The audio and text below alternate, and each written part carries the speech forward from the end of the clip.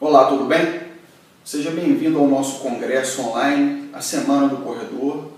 Gostaria de agradecer a Maria Inês Prazeres pelo convite em poder dar uma palestra para vocês via internet. E o tema escolhido é um tema muito comum hoje no treinamento de corredores de rua, porque a corrida de rua é uma especialidade do atletismo. O atletismo é a modalidade maior, constituído de provas de pista, provas de campo, corridas sobre o campo, ou seja, cross-country, corridas de montanha, marcha atlética e também corridas de rua, que é uma especialidade que hoje tem uma demanda muito grande, se popularizou muito. E com isso, o treinamento dos corredores de rua passou a também ter peculiaridades, como por exemplo os treinos de tiros.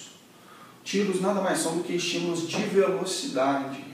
E por que treinar velocidade? Por que um fundista, um corredor de longa distância, deve treinar velocidade?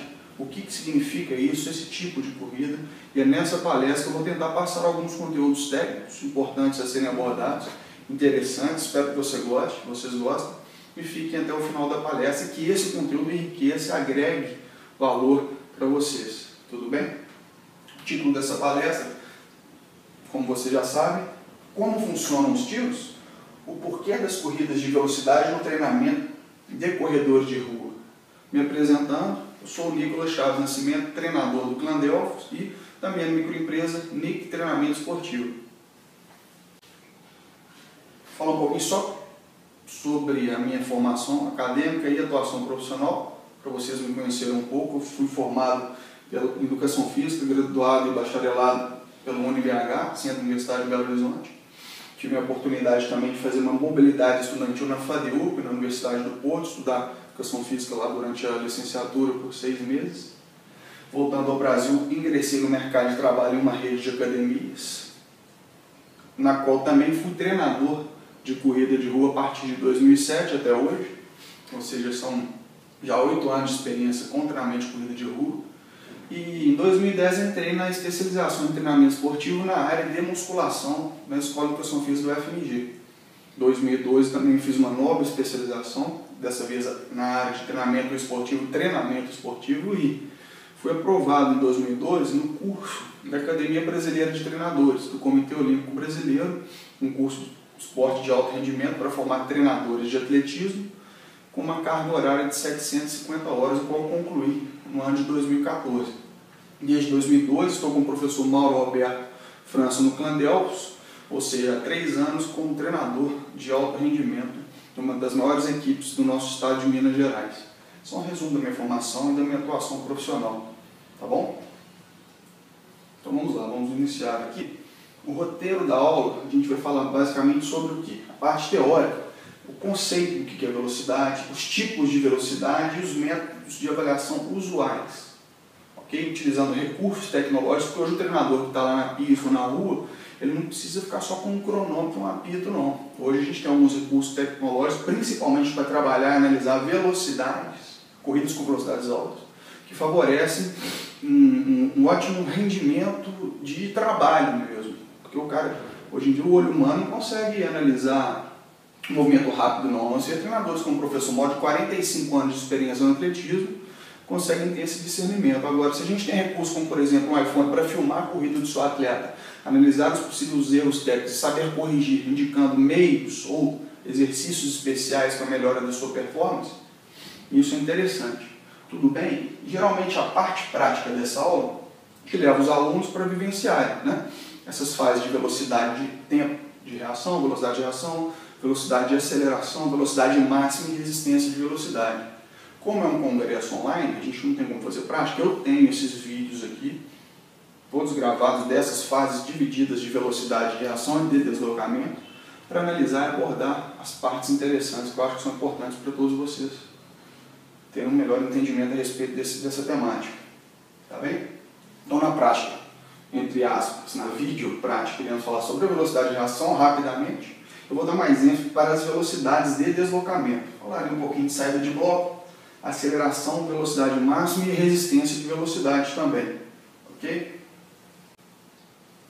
Conceito de velocidade, segundo Grosser, Velocidade no esporte é a capacidade de adquirir maior rapidez de reação e de movimento, de acordo com um condicionamento específico, baseado no processo cognitivo, na força máxima de vontade, ou seja, você tem que ter força de vontade para alcançar uma alta velocidade, e no bom funcionamento do sistema neuromuscular. Se precisamos de um bom funcionamento do sistema neuromuscular, o que isso nos chama a atenção? Que a capacidade motora velocidade está intimamente ligada à capacidade motora força. Como estamos falando, numa semana do corredor, direcionada para o público que pratica mais a corrida de rua, o raciocínio é o seguinte: corredores de rua geralmente se preocupam mais em desenvolver a capacidade motora resistência, aumentar o seu VO2 máximo, aumentar o seu limiar anaeróbio ou limiar de lactato, como queira. Desta forma, culturalmente negligenciam, de certa forma, o treinamento de outras capacidades motoras, ou seja, fogem do salão de musculação, não treinam direito de força, não utilizam treinamento de rampas, treinamento de pliometria. O treinamento da força é negligenciado culturalmente para a maioria dos fundistas. Logo, se a velocidade está intimamente ligada à força, muitas vezes esses fundistas vão ter grandes capacidades aeróbias máximas, grandes VO2 máximos, entretanto, as velocidades não serão muito altas, comprometendo o seu desempenho de corrida. E esse é o paradoxo. É nesse raciocínio que a gente quer entrar na importância do treino de tiro para o corredor de rua. A unidade de medida de velocidade são unidades de comprimento sobre o tempo, como por exemplo metros por segundo, quilômetros por hora. Na corrida em esteira é muito fácil, o cara coloca lá 7 km por hora. Lembrando, corrida em esteira não é modalidade do atletismo, não está lá na regra não, tá bom? Mas é uma forma de preparação geral para a resistência. Mas o cara coloca lá 7 km por hora, 8 km por hora, 9 km por hora, 10 km por hora é a velocidade. Hoje é muito comum com a utilização de GPS, né? O parâmetro de controle utilizado para o controle da intensidade ser o ritmo, ou minutos por quilômetro para corredores de rua. Sobre tipos de velocidade. Velocidade de reação, velocidade gestual, velocidade de deslocamento. Nessa palestra eu vou falar um pouco sobre velocidade de reação, que é a reação motora a um sinal. E depois vou dar bastante ênfase às velocidades de deslocamento, porque o fundista ele sempre está deslocando. Não vou preocupar muito na velocidade gestual, mas a ver com modalidades de mais técnica, ok? Só para dar andamento ao entendimento do roteiro da aula. Vamos lá. Falando de velocidade de reação, é o tempo da velocidade de reação é medido entre o surgimento do sinal e o início da ação de resposta, ou seja, imagine que uma prova de atletismo dos 100 metros rasos, o árbitro de partida fala para os atletas se posicionarem. Atletas aos seus lugares, atletas às suas marcas. Prontos, o atleta fica na expectativa de um sinal sonoro para efetuar a resposta. E é dado esse sinal sonoro. Essa velocidade de reação é importante para o corredor de velocidade porque ela pode significar uma diferença de milésimos ou décimos de segundo que lhe darão índices para participação em competições importantes. Para o fundista, ou seja, o corredor de longa distância ou o corredor de rua, essa velocidade de reação geralmente não é tão importante, mas para o seu treinamento poderia até ser. Tudo bem? Apesar de que eu vou daqui a pouco sinalizar algumas coisas de aceleração, tiros para corredores que não são iguais do que para velocistas, porque incorrem possíveis lesões, como por exemplo da partida parada. A gente recomenda que os fundistas façam os tiros a partir de corridas lançadas para não sobrecarregar a musculatura extensora do quadril.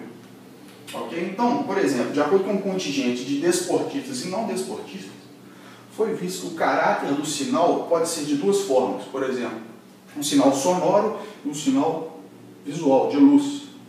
Ok? Então, o tempo de reação, a velocidade de reação de desportistas e de pessoas comuns é mais rápido para sinais sonoros do que para sinais visuais. Isso foi visto por Antônio Carlos Gomes, que o tempo de reação para desportistas, por exemplo, sinal sonoro, foi de 0,06 segundos até 0,160 e o de luz foi 0,10 até 0,20, ou seja, o tempo de reação é mais rápido quando o sinal é sonoro, tanto para desportistas quanto para pessoas comuns. Este é um exemplo do tempo da velocidade de reação de um atleta após um sinal visual. O atleta do Clã Delfos, após um sinal, teve uma velocidade de reação, tempo de reação, como vocês podem ver no cronômetro, de 133 milésimos de segundo. Então, por que eu gastei certo tempo falando um pouquinho sobre velocidade de reação?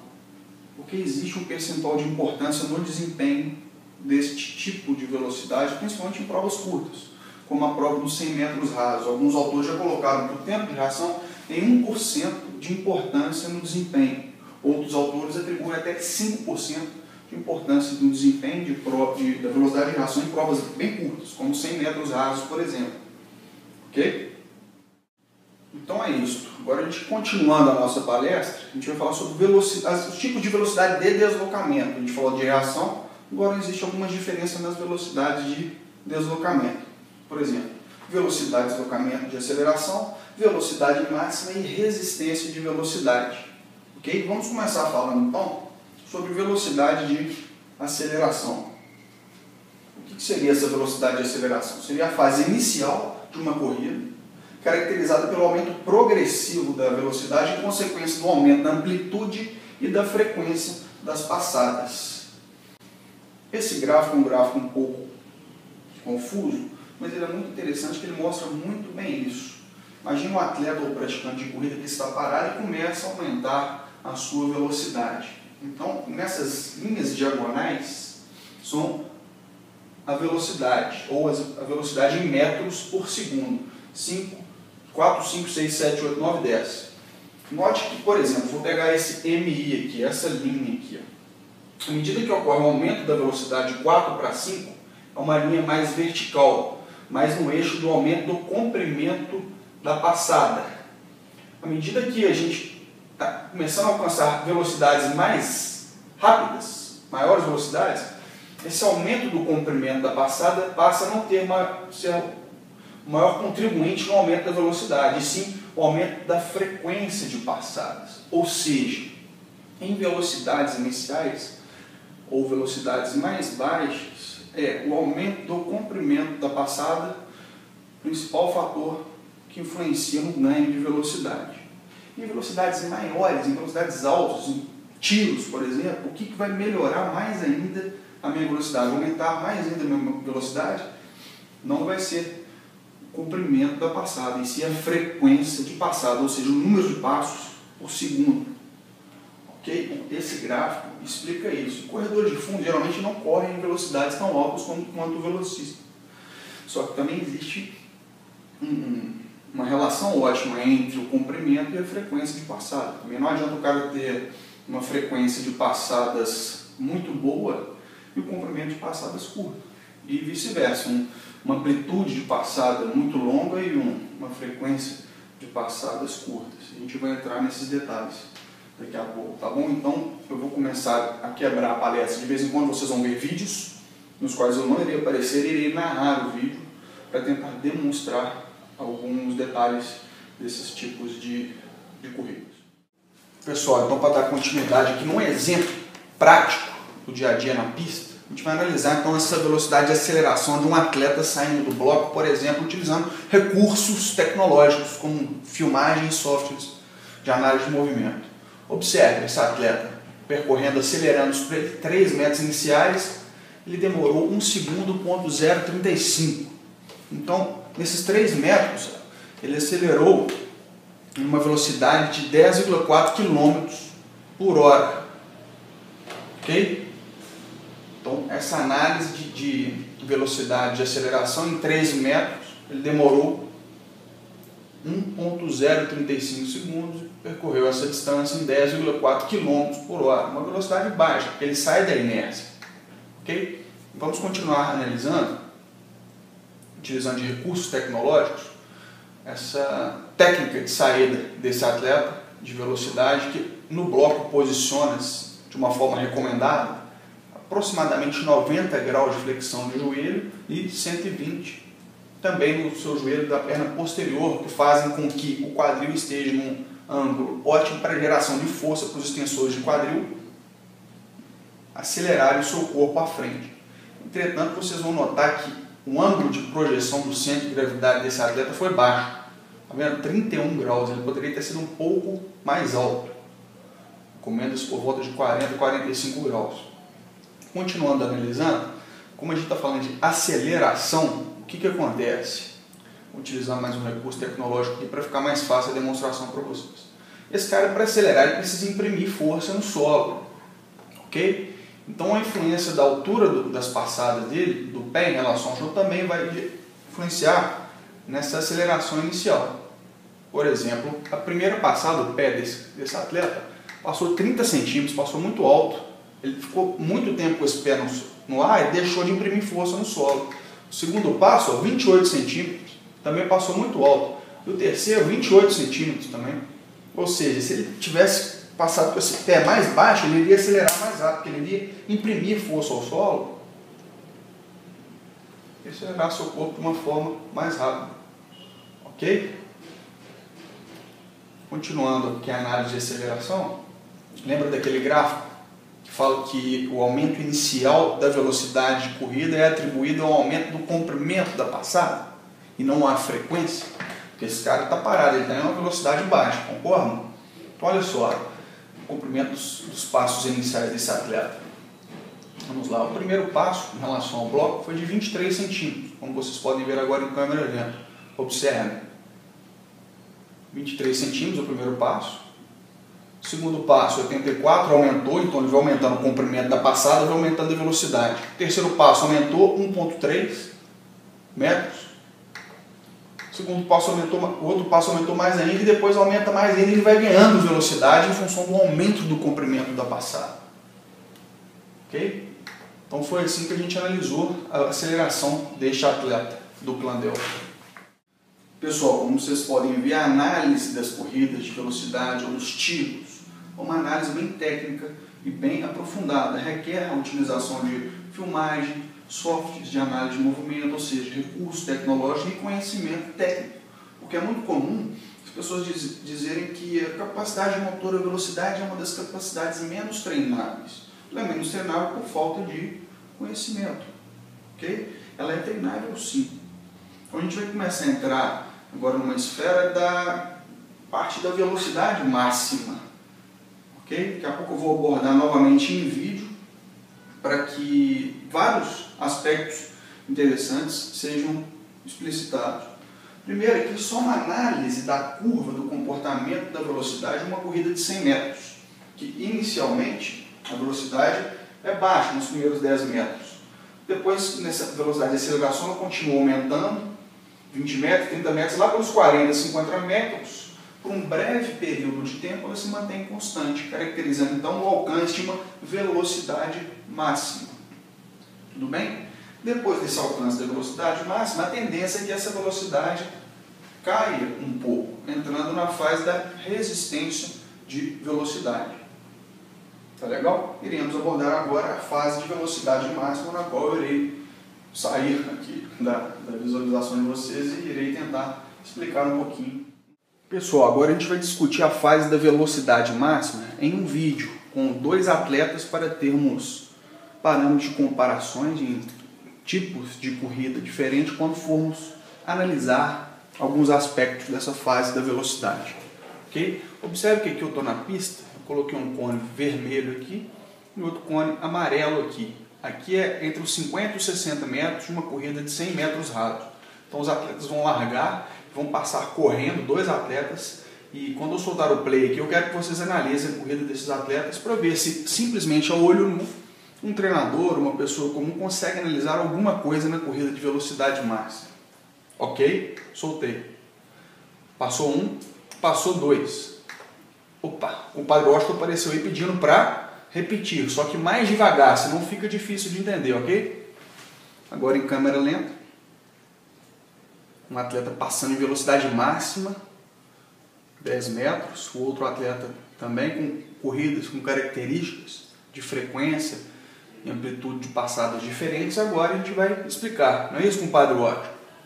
Vamos lá, então o primeiro atleta ele vai passar esses 10 metros aqui percorrer em 1 segundo 0,35 ou 1,035 segundos, fazendo com que a sua velocidade nesses 10 metros, velocidade máxima, seja de 34,78 km por hora.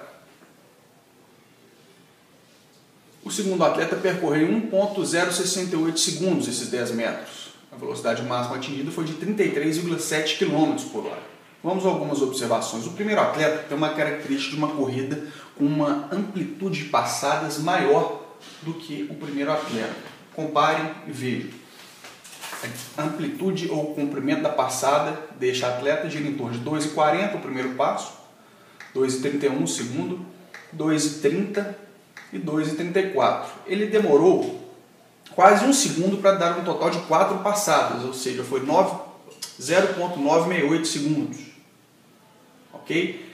Então esse atleta tem uma frequência de passadas pequena, já a sua amplitude de passadas é grande. Vamos comparar então a frequência e amplitude de passada dos dois atletas. Seguindo, lembre-se, o atleta analisado anteriormente deu 4 passadas em quase 1 segundo. Esse, observe, ele dá 4 passadas em menos de 0,7 segundos.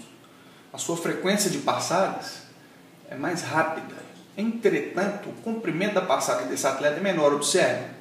Primeiro passo, 2,10, 1,99, 2,5, 2,2. Ou seja, apesar desse segundo atleta ter uma frequência de passada mais rápida, a amplitude ou comprimento da passada desse atleta influenciou uma menor velocidade, o que não vai de encontro àquele nosso raciocínio inicial do gráfico. Mas a gente deve saber também que existe uma relação ótima entre frequência e comprimento de passada. Ok? Vamos continuar analisando. Agora sim, isso aqui eu vou esperar o segundo atleta para fazer uma análise bem completa do deslocamento do centro de gravidade com os pés no solo e do deslocamento do centro de gravidade na fase de voo do atleta. É assim, olha. Então agora a gente chega nesse ponto de análise aqui, onde o centro de gravidade desse atleta está na seta. Ele está com o pé no solo. Ele vai deslocar o centro de gravidade com o pé no solo em 80 centímetros. A partir do momento que esse atleta inicia a fase de voo, o deslocamento do seu centro de gravidade é muito maior. Já passa de 0,80 com os pés no chão para quase 1,5 metro de deslocamento do centro de gravidade durante a fase de voo. Moral da história, aonde o corredor desloca mais o seu centro de gravidade? Durante a fase de voo. Corredores de elite fazem geralmente 5 passos por segundo. Esse atleta, vocês viram que fez 4 passos por segundo. E a característica da corrida desse cara é uma corrida mais saltada. Ele desloca bem o seu centro de gravidade durante a fase de voo e desloca pouco o centro de gravidade na fase com os pés no solo. Como esse cara fez apenas 4 passadas na sua fase de velocidade máxima, existe uma deficiência por aí. Porque a cada passo a gente estima que seja aproximadamente 0,25 segundos. Eu medi e o tempo de contato do pé desse cara no solo estava razoavelmente bom. Estava dando em torno de 0,8 segundos o tempo de contato do pé desse atleta no solo, como a gente viu analisando em vídeo em câmera lenta. Entretanto, o que estava compensando então essa pequena frequência de passada, diminuindo a velocidade desse atleta? Um grande período de fase de voo, que estava girando em torno de 150 centésimos de segundo, milésimos de segundo. Ok? Moral da história, a característica da corrida desse cara é uma corrida saltada. O que a gente tem que fazer depois que a gente identifica isso? De prescrever exercícios educativos técnicos no sentido de aumento da frequência de passadas e não da amplitude, uma vez que os exercícios educativos eles direcionam com esse objetivo. Então esse tipo de análise criteriosa e bem detalhada da técnica da corrida de velocidade nos leva a outros raciocínios interessantes, como por exemplo aquelas perguntas comuns de praticantes de corrida sobre a forma de entrar com o pé no solo. Muitos perguntam, como eu devo pisar no solo? Qual o calcanhar? Qual a ponta do pé? Treinadores da IAAF, que formam treinadores de atletismo, sugerem que em velocidades acima de 7 metros por segundo, os corredores devem pisar com as pontas dos pés no solo. Isso dá mais ou menos em torno de 19,5 km por hora. Abaixo dessa velocidade, ou seja, abaixo de 7 metros por segundo ou abaixo de 19,5 km por hora, sugerem que os corredores entrem com médio pé, ponta do pé. Moral da história, nunca com o calcanhar. A gente acabou de ver nesse vídeo, a gente não quer diminuir o tempo de contato do pé do atleta no solo, então se ele entra no calcanhar, ele vai lamber o solo, aumentando o tempo de contato. Eu quero justamente o contrário, ele bater e sair para ganhar velocidade, sem falar no impacto, né? Causa cair com o calcanhar no chão. Ok?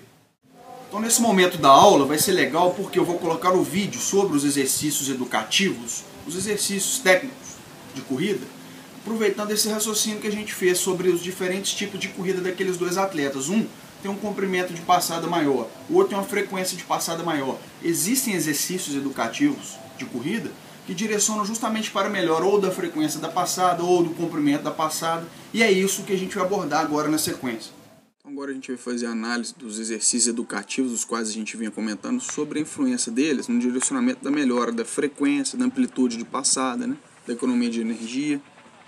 No caso, esse exercício é um exercício para aumentar a ativação neural, recrutamento, frequência, estimulação de unidade motor, aumento da frequência de passadas. Observe o próximo exercício agora. Caindo com a ponta do pé, com os joelhos estendidos, projetando o corpo à frente, melhorando a frequência de passadas. E agora, com mais ênfase ainda na frequência, perceba o aumento da velocidade de frequência de passadas dos dois atletas do clã Delphos.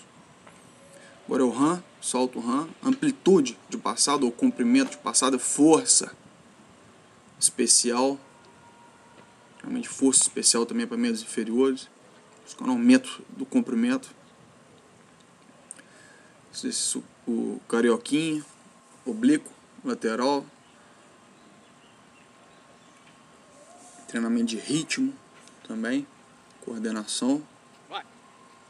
Os dois atletas, Felipe Lobato e Rafael Henrique, do clã Delphos, agora fazendo exercício com o objetivo de aumentar a frequência de passadas, concentração dos membros superiores, membros inferiores, ficando com a ponta do pé sempre. E agora, amplitude de passada, o índio. Agora mais amplitude ainda, maior alargamento do espaço, ok? Lobato um pouco disperso, sem dar ênfase à amplitude. O professor Mauro já cobrou, agora vamos lá, aumenta essa amplitude. O Rafael fez certinho.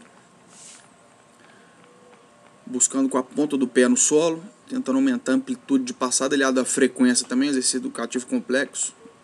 Outro exercício complexo que visa ritmo, repicando embaixo, coordenando braços, ponta dos pés, projetando o tronco à frente, durante o contato do pé com o solo, variando o ritmo agora, objetivando o ritmo, frequência de passada, treino dos flexores de quadril para conseguir aumentar mais a amplitude. Mais uma vez, ênfase na elevação dos joelhos, coordenando os braços, ritmo, repique embaixo com os pés. São vários exercícios educativos de corrida.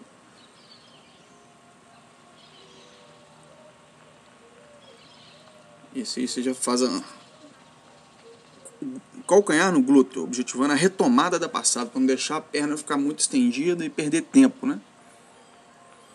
Uma variação da elevação do joelho com repique e ritmo, com os braços atrás da nuca. Vocês veem que são várias as possibilidades, todos podem fazer. Mais uma vez, ritmo, agora com os braços abertos.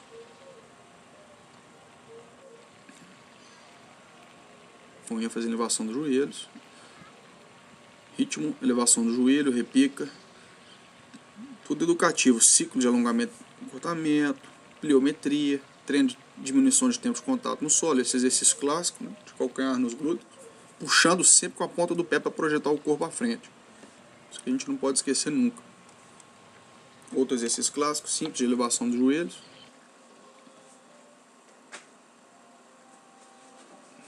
Mais uma vez aquele de ativação neural, agora com câmera lenta para vocês verem.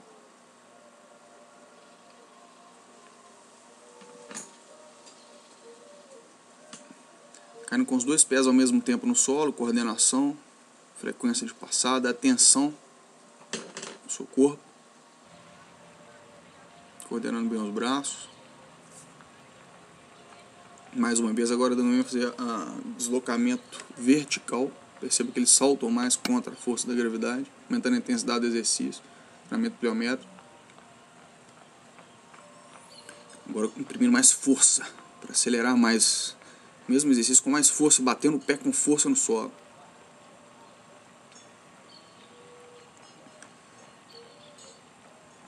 Mais suave agora, o mesmo exercício. Sobre a fase de resistência de velocidade, é aquela fase depois da velocidade máxima. O que acontece? O atleta já para de acelerar seu corpo. Na verdade, ele tem que tentar manter uma velocidade que ele atingiu, que é impossível. Por quê? Porque ocorre uma depressão dos substratos energéticos. No caso de uma prova de 100 metros rasos, do ATP e da creatina fosfato. Então se torna fisiologicamente impossível o atleta permanecer na sua velocidade máxima por um período longo de tempo, por causa também da depressão dos substratos energéticos. Então é interessante treinar resistência à velocidade? Sim, por quê? Porque vamos gerar uma adaptação, ou seja, uma melhora dessa via de fornecimento de energia, que é a via anaeróbia alática.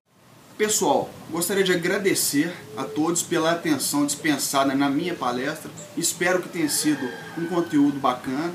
Deixo aqui o meu contato à disposição de todos que queiram contratar serviços como, por exemplo, avaliação física de lactato sanguíneo e elaboração de um projeto de treinamento. Vocês podem enviar um e-mail para o nicolaschaves@gmail.com ou então me achar na página do Facebook Nick Treinamento Esportivo.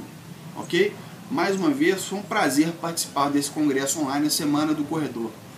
Deixo aqui meu muito obrigado. Um abraço, até a próxima.